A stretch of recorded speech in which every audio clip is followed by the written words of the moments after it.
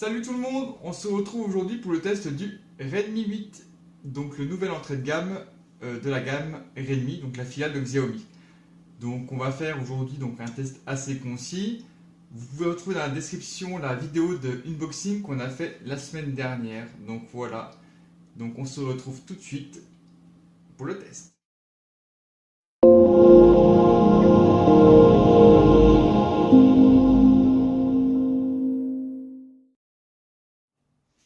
On se retrouve donc pour le test. Alors, un petit tour rapide du smartphone. Donc, on est sur un smartphone doté d'une coque unibody. Vous pouvez remarquer qu'en fait, la coque englobe tout, même le cadre, hein. Sur le Redmi Note 8 Pro, on avait un cadre aluminium. Sur celui-ci, donc on a une coque qui va jusque devant l'écran. Donc, je trouve que la coque est assez qualitative, même si elle est en polycarbonate. La couleur rouge est pas mal. Et par contre, dans la boutique Fondroid, il n'est disponible qu'en couleur bleue et en version 464. Au niveau de l'écran, on se retrouve sur un écran d'une diagonale de 6,22 pouces en définition HD+, donc on n'est pas en Full HD. Qu'est-ce qu'on peut remarquer sur cet écran? C'est l'apparition donc du nom Redmi, donc comme le Redmi 7A et le Redmi Note 8. Et qu'en fait, on a eu un gros travail au niveau des bordures qui se relèvent assez fines. Donc on va aller directement sur... j'étais bien même, on va aller sur Maps, tiens, par hasard. Comme ça, on va bien voir. Donc là, on voit bien que l'encoche notch est très bien intégrée par rapport au Redmi 7. Les bordures sont fines. L'écran, il a une très bonne qualité. Ça rend pas trop en vidéo. Mais l'écran, il a une très belle couleur. Là, on le voit un petit peu terne. Donc, mais en fait, non, il n'est pas du tout terne. Il est vraiment assez joli et donne une qualité vraiment sympathique au niveau des images. Donc, ouais, un écran pas mal, très réactif, très fluide. Enfin, niveau ça, pas de souci. Au niveau de l'OS, donc on est sur MIUI 10.3.3. Comme je vais encore me le répéter encore une fois, le Mi 8.11 va arriver sur le smartphone avant le 26 décembre 2019. Sachant que toute la gamme Xiaomi et Redmi sera dotée de Mi 8.11 avant la fin d'année. Donc ça, c'est une chose à noter. Donc j'ai pu noter le problème des notifications qui ne restent pas au-dessus, comme on a déjà eu le problème sur le Redmi Note 7, l'année dernière. Ne vous inquiétez pas, sur le Redmi Note 8 Pro que j'ai testé la semaine dernière, je n'avais plus ce souci-là. Donc en fait, avec la mise à jour 10.4.4 ou la mise à jour Mi 8.11, vous n'aurez plus ce souci-là. Vous aurez bien les icônes de notification qui seront bien affichées à côté de l'encoche. Donc au niveau de Mi 8, donc un tour rapide, hein. Là je suis en mode sombre, vous avez le choix. On peut soit le passer en mode blanc ou en mode sombre. Pour moi, le mode sombre, c'est... déjà, c'est économe en batterie, mais on verra ça après. Mais de plus, c'est très reposant visuellement. Donc, au niveau de la ROM, donc on reste sur quelque chose d'assez simple, avec toutes les options qu'on peut trouver sur n'importe quel téléphone. On va pouvoir avoir affichage, fond d'écran. Donc l'affichage, c'est ce que je vous disais tout à l'heure, avec le mode nuit ou pas le mode nuit, la taille du texte. Vous avez remarqué, j'étais toujours en mode gestuel. Donc on m'avait demandé sur la dernière vidéo comment on mettait en fonction le mode visuel. En fait, le mode visuel, il faut aller dans affichage plein écran. Et là, vous avez le choix entre les boutons classiques ou la gestuelle. Pour moi, la gestuelle, c'est ce qu'il y a de plus simple, hein. Si on fait un tour rapide de la gestuelle, si on laisse son temps appuyé, on va pour supprimer donc les applications en fond. Si on va si on glisse sur le côté, bon voilà, je suis vraiment trop loin. Si on glisse sur le côté, hop, on tourne en arrière. Et si on slide un coup vers le haut, on retourne donc à l'écran principal. Donc rien de compliqué. Donc tout ce que je pourrais dire sur Mi 8.11, le thème, donc les thèmes, l'icône thème comme vous le savez est affiché en mettant le smartphone en région Hong Kong. L'option se trouve dans paramètres supplémentaires, dans région, et vous mettez Hong Kong. Dès que vous mettez en la région Hong Kong, vous allez avoir l'icône thème qui va apparaître et qui permettra donc de télécharger d'autres thèmes Android. Là, je suis sur un thème Android 10 avec les icônes bien propres à lui. On peut même changer aussi tout ce qui est batterie. Là, je suis sans carte SIM, sans Wi-Fi pour pas avoir des notifications qui viendraient nuire à la bonne, qui viendraient nuire en fait à la vidéo. Donc c'est pour ça. Au niveau des bandes, tant qu'on est sur ça, donc il est doté de la B20, B1, B3, B7. Il n'a pas la B28. Donc voilà. Sinon, après, il a toutes les bandes. Au niveau du Wi-Fi, il n'a pas la norme AAC, ce qui ne lui permet pas de se connecter sur un Wi-Fi 5 GHz. Donc à noter aussi. Donc voilà, pour Mi 11, je pense, pour Mi 8, 10, excusez-moi, je suis pas encore sur le 11, on a fait le tour. Donc je trouve que c'est un OS qui est vraiment très intéressant et pour moi c'est un des meilleurs OS qui est actuellement sur le marché. Juste après bien sûr l'OS de OnePlus qui est lui par contre vraiment le top de chez top. En ce qui concerne des performances, le smartphone est doté d'un Qualcomm Snapdragon 439. Donc comme vous pouvez le remarquer, on a un léger downgrade par rapport au Redmi 7. C'est un choix de Xiaomi de proposer un processeur moins puissant parce qu'en fait ils sont basés plus sur l'autonomie. Après pour moi le Redmi 8 ne souffre aucunement de ce downgrade. J'ai joué sur Call of Duty Mobile dont j'ai fait une petite vidéo. Il faut juste que je la retrouve.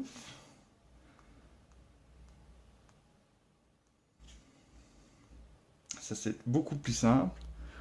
Donc la vidéo elle dure 20 secondes. Je l'ai pris donc avec le gaming mode qui permet de prendre des captures d'écran. Donc là vous voyez ça reste quand même assez fluide. Bon par moment on a des petites latences mais pour moi c'est vraiment pas dérangeant. Hein. J'ai joué pas mal de parties dessus.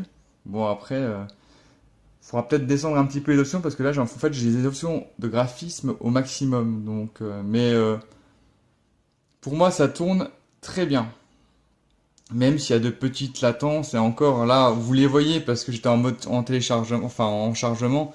Mais quand vous jouez vraiment, vous ne sentez aucun ralentissement. Donc le Snapdragon donne une bonne fluidité au smartphone. Par ailleurs, il est ici en version 464 qui est la plus haute donc du Redmi 8 et qui franchement lui va comme un gant parce qu'en fait je pense qu'aussi avec l'arrivée d'une telle configuration 464, on est tranquille au niveau de la fluidité. Donc c'est tout ce que je pourrais dire au niveau du processeur, qui reste quand même si c'est un processeur en série 400 de Snapdragon, il garde quand même comment ça s'appelle? Il y a quand même des performances honorables pour un entrée de gamme.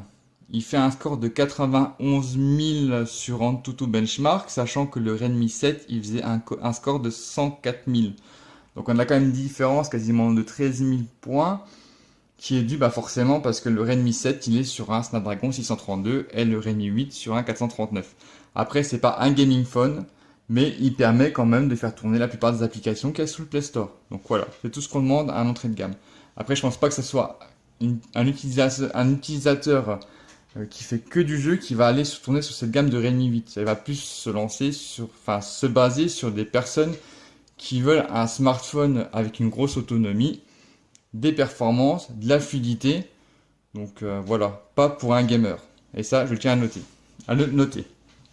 Donc voilà, au niveau des performances, au niveau de l'autonomie. Alors l'autonomie, là, Redmi, ils ont fait fort. Parce que déjà, le téléphone, il est assez compact, je trouve. Hein, même s'il a 9,4 mm d'épaisseur, je trouve qu'il est assez compact. 190 grammes, il est plus que correct au niveau du poids.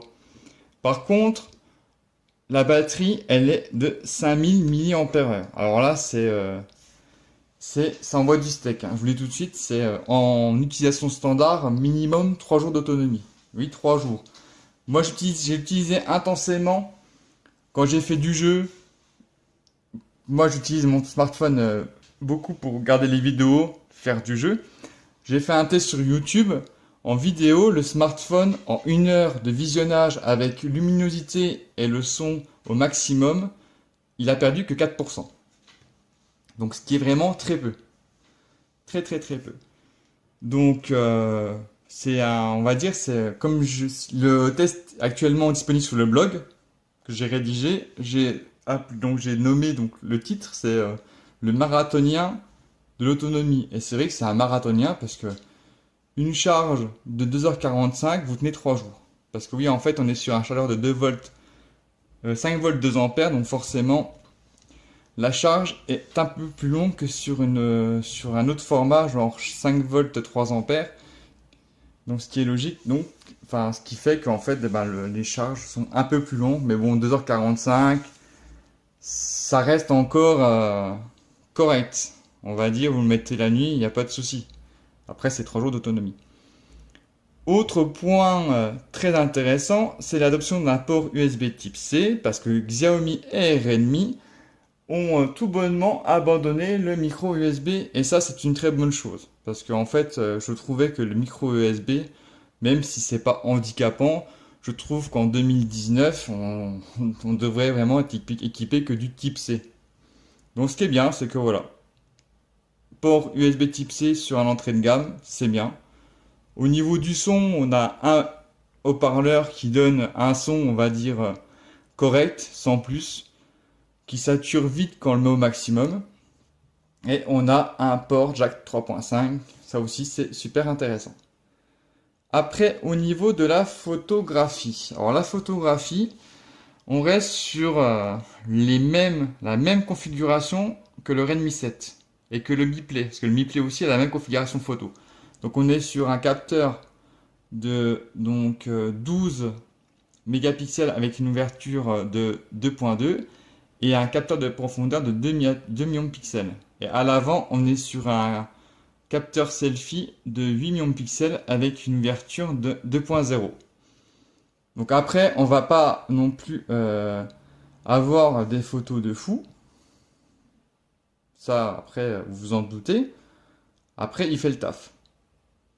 Donc, si vous voyez, bon, on est sur voilà, une qualité pas trop mauvaise. Après, sur l'appareil photo principal, vous verrez, j'ai mis un petit diaporama de photographie. Et je trouve qu'il s'en sort pas trop mal. Après, on reste sur un téléphone entrée de gamme. Ne vous attendez pas à avoir des photos. Mais les photos qu'il va rendre seront quand même de bonne qualité. Donc après, oui, c'est un entrée de gamme, faut pas l'oublier. Après, les photos, pour un entrée de gamme, sont correctes.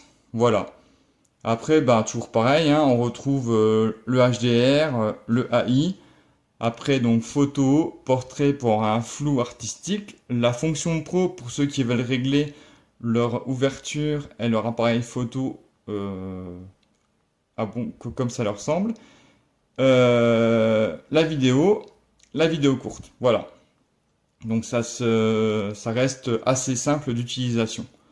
Après, ne vous attendez pas à avoir des photos de malade. Donc voilà. Donc après, pour la photo partie rapide, le selfie c'est pareil. Donc voilà. Après, au niveau du capteur d'empreinte digitale qui est à l'arrière, il se relève être très réactif.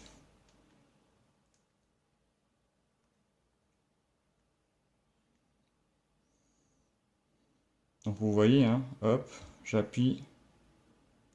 Voilà, donc là c'est digne d'un Redmi, hein, d'un Xiaomi, hein. De toute façon, ils ont toujours fait des capteurs qui étaient super rapides. Donc voilà, donc un beau smartphone. Allez, on se retrouve pour la conclusion. Feeling the sunshine once again.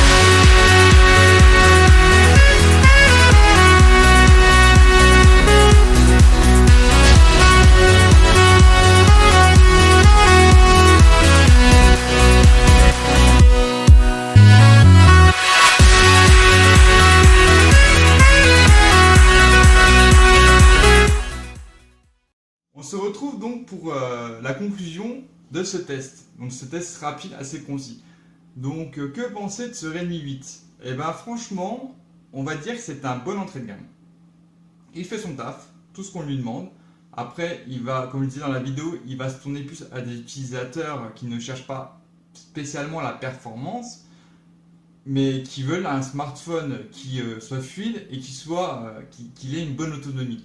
Au niveau des capteurs photo, il fait son taf. C'est pas des photos super ou transcendantes. C'est un appareil, il est doté d'un capteur photo correct. Vous attendez pas à avoir des photos de fou. Mais après, le smartphone dans l'ensemble est un bon smartphone entrée de gamme. Après, vous pouvez le retrouver donc dans la boutique Fundroid au prix de 169,90 € en couleur bleue et en version 464. À savoir que la boutique la boutique est basée en France, donc vos smartphones seront livrés à partir de la France en 24 heures et seront garantis 2 ans. Donc voilà. Donc j'espère que j'ai été assez clair. N'hésitez pas à laisser un pouce bleu ou un dislike si ça vous a pas plu et à vous abonner. On se retrouvera prochainement pour une vidéo de smartphone. Après, je ne sais pas lequel qu'on va avoir, donc ce sera la surprise. À bientôt.